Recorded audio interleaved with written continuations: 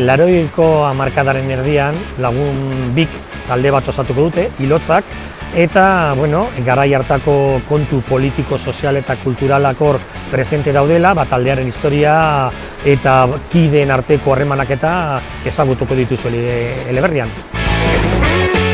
Liburua sari baten emaitza da, Agustin Zubikarai bekaren emaitza, eta esperientzia berri izan da, ja banekien argitaratuko nuela idatzita gabeko zerbait ondil, ezta? Eta esperientzia polita izan da, helduentzako nire lehen lan luze izan da, eta oso pozik geratu nezen baitzarekin.